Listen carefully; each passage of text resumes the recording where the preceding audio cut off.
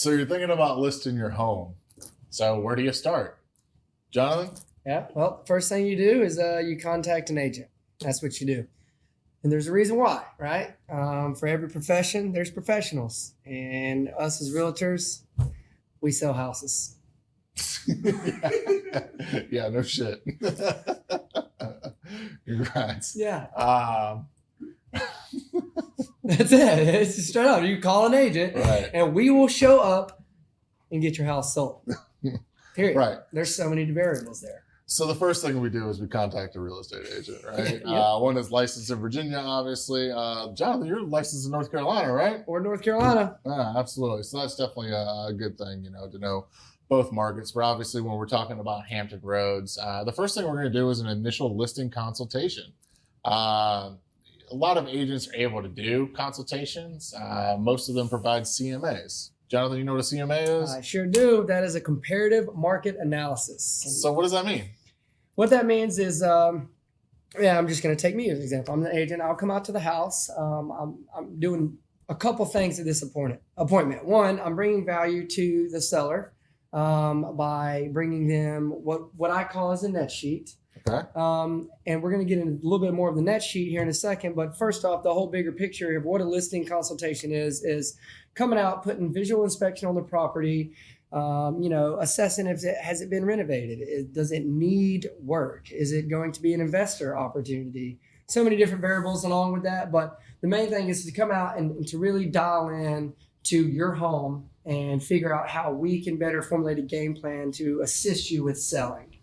Before we list. So you're saying that not everybody knows exactly how to list their house or put it in the condition that it needs to be? 100%, they don't. So what's the number one and maybe number two thing that somebody needs to do if they're going to think about putting their home on the market? Other than hiring us, of course. Yep. The first thing I'll say with anyone is to declutter. Yep. Declutter. And cleaning goes along with decluttering, right? So clean your house, declutter, get as much personal stuff off the walls, pictures, photos. You want it staged. Minimum, the less clutter, the better it's going to show. And it's going to give people a better feel for the home versus looking at the way you lived in it. It's going to look more just like kind of a basic generic stage type. And that's kind of what I preach to people who are selling their home. Declutter is the first thing, along with cleanness. And then the second one, I was thinking declutter and clean, honestly. Curb appeal, right? I think curb appeal is huge. Yeah, that's huge, right? I mean, it's very easy. Even if you don't like cutting the grass, that's fine. Hire an agent. I'll pay the $65 to have a landscaping company come make sure your yard looks good for photos. That's good. Just forking out money over here. Do I have to list with you, though? Oh, absolutely, right? We've already signed the listing agreement if I'm paying the yard guys to come do the work. But it's true because you see homes all the time that are for sale. Photos are deceiving, right?